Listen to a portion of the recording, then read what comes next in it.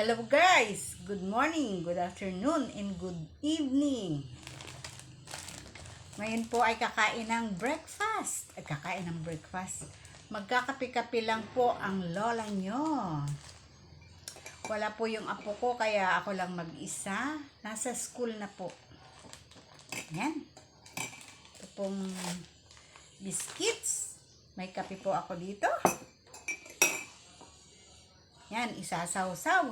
Ganito po kasi ako pag kumakain ng isasaw-saw ko po dito sa kape. Tapos ganyan. Saw-saw. Ano bang magandang topic ngayon? Hindi ko alam kung anong iba-vlog ko. Saw-saw. Ito. Kasi lagi po ako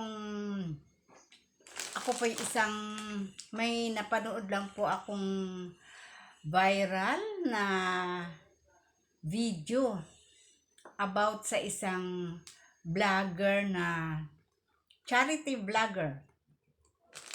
Ayan, charity vlogger na ako po ay subscriber niya. Matagal na po akong subscriber niya. At nakakalungkot pong panoorin yung mga nangyari sa kanya. Yung may issue na nagnakaw daw po.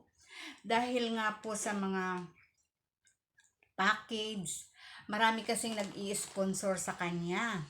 At yung mga taga-ibang bansa at nagpapadala ng kung ano-anong mga package, pera, lalo na po nung December, ang dami po niyang natanggap na dumating na package sa kanya para itulong po sa mga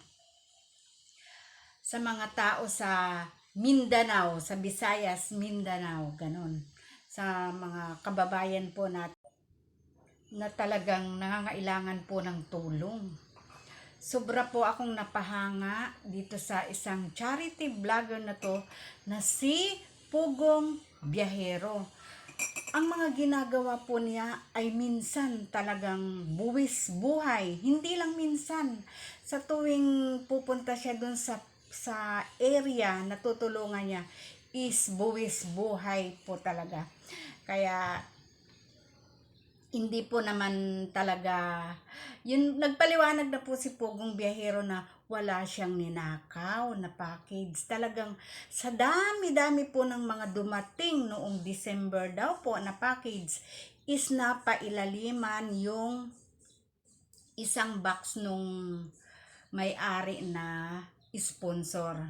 Hindi ko na lang po babanggitin kung sino po yung sponsor na yun na nagreklamo at nagbintang kay Pugong Biyahero. Sana all maraming nag-i-sponsor. Ayan. At yan, hanggang dyan na lang po ang aking reaction or ano bang tawag dito.